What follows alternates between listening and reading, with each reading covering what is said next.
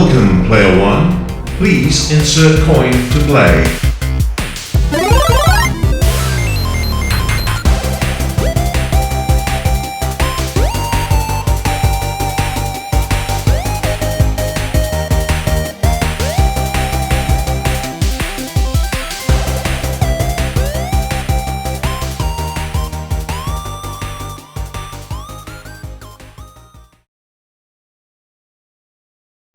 Welcome, Watchers of Illusion, to my Castle of Confusion on a Saturday afternoon.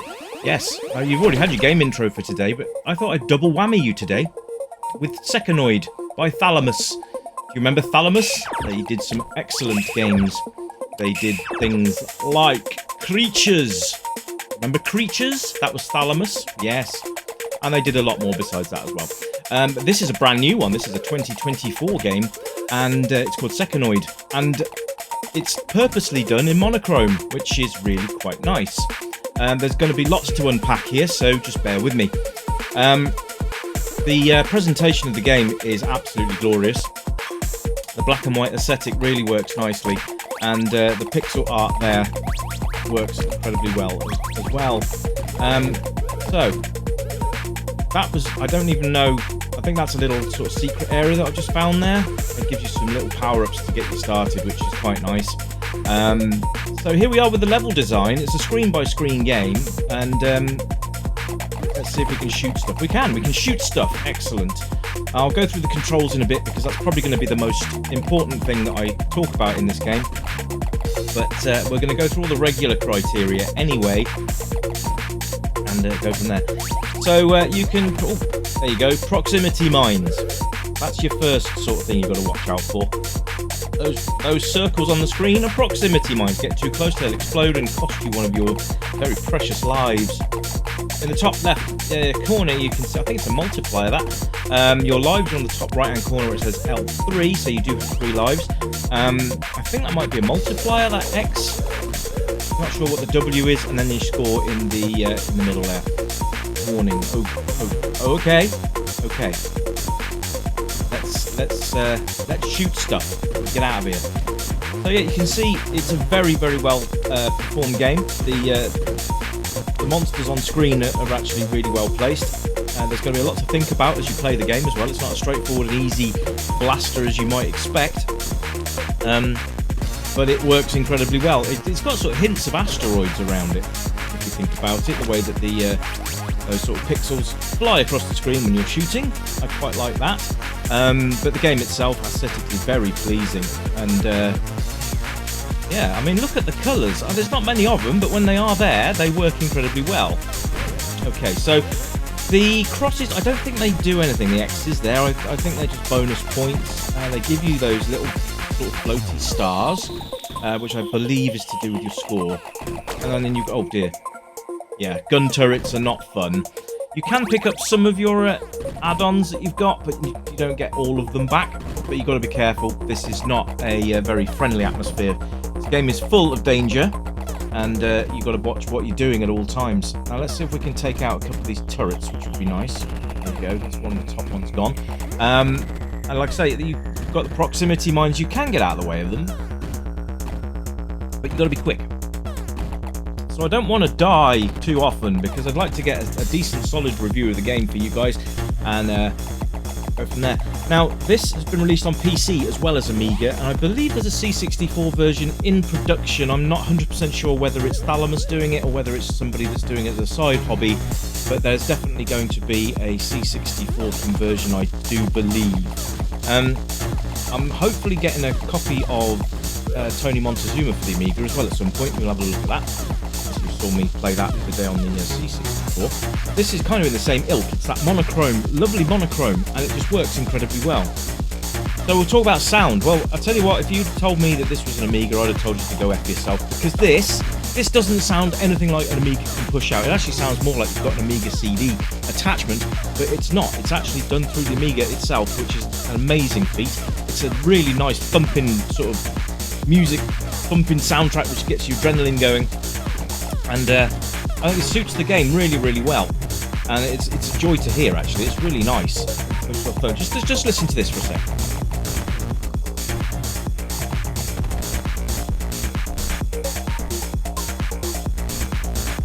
So there you go, very sort of arcadey, works really nicely with the game, and and it just adds to the atmosphere as well, which is really cool. I like this a lot. Difficulty wise, it's alright. It's not too bad. There's a nice learning curve. First couple of screens are quite okay, and the bit where we just went through at the bottom there was okay. But it does start to ramp up a little bit as you go through the rest of the screens. You'll see this as we go. There you go. Heat-seeking missiles, and it's my first game over. Shocked? No, not really. But we'll carry on with it anyway. So there's 30 achievements to get there. I got 4 of them, which is nice. Mad skills. There you go. So 5 of 30 I got there. So we'll retry. We start at the beginning again. Now I'm going to go through the controls with you because this is probably the most important part for me. When I first loaded this up, I was like, "What the hell am I doing? Why can't I shoot anything?" So it's based on a twin stick design.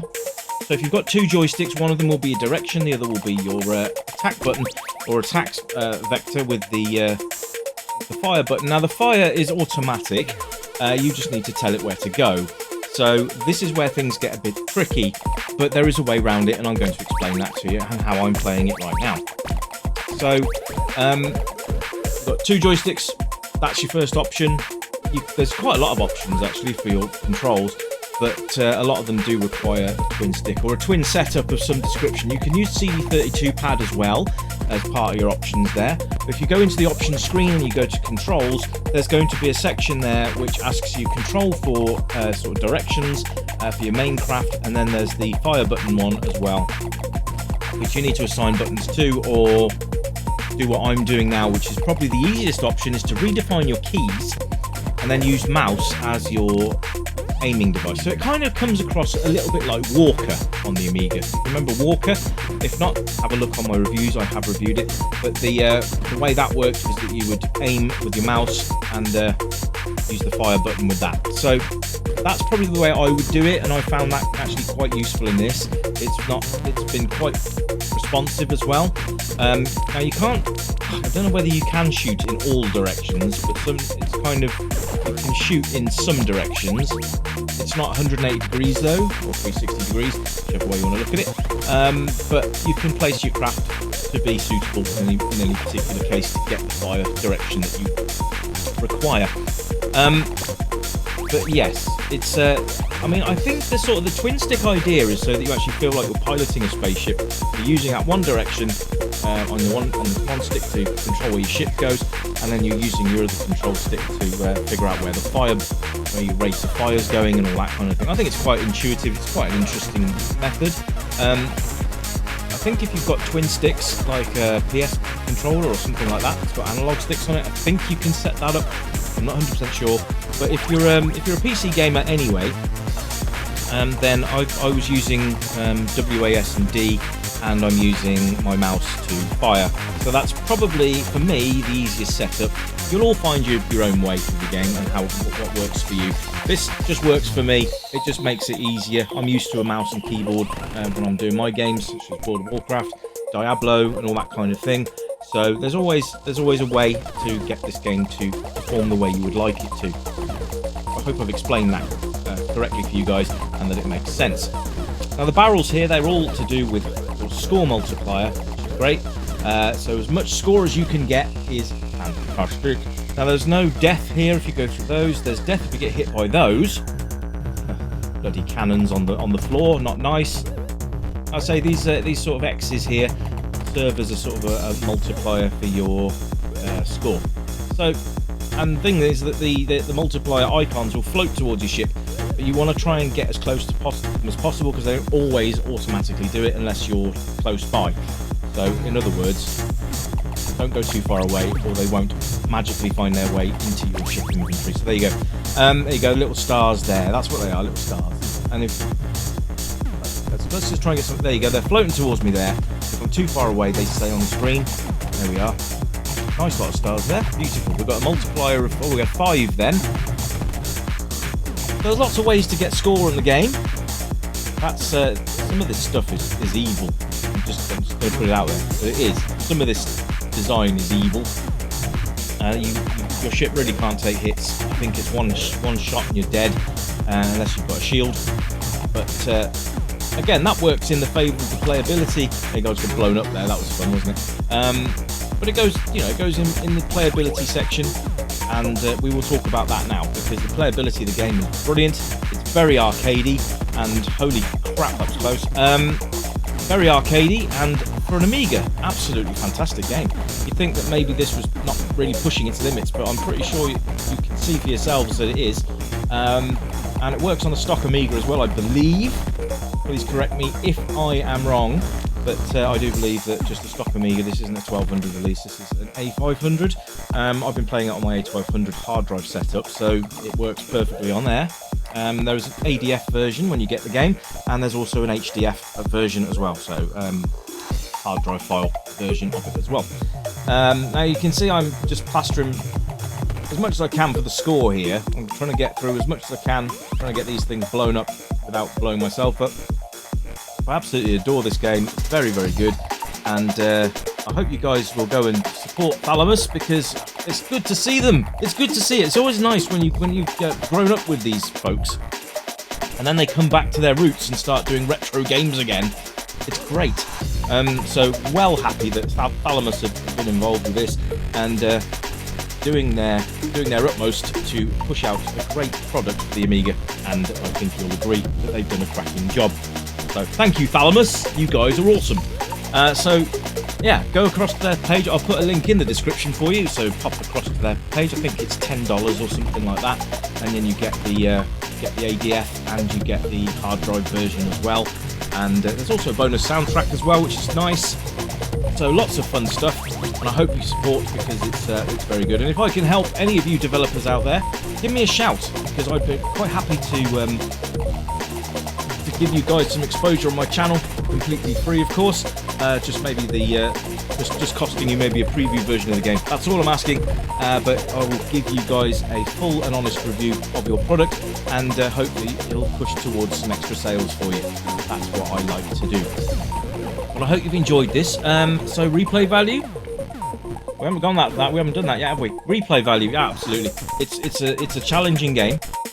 But I think, you lose lives, you will go back to it, and you will try and finish it, and come back again and again and again, because it's just a really nice game to play. So, there's that. Now, age rating, I'm going to say probably about 10+, because the difficulty level is quite harsh. There's no sort of easy curve to this. It's you do or die. But other than that, it's absolutely fantastic. But yeah, I would say probably the older ones would be more clued in with this one. Younger ones might find it a little bit frustrating.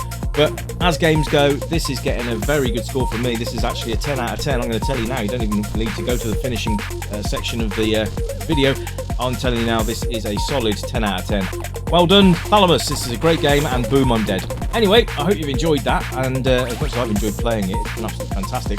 I'll be back soon with something else for you to check out. But until then, enjoy the rest of your weekend, and I'll catch you again very soon. But until then, you keep it retro. And as always, it's bye for now. Bye-bye!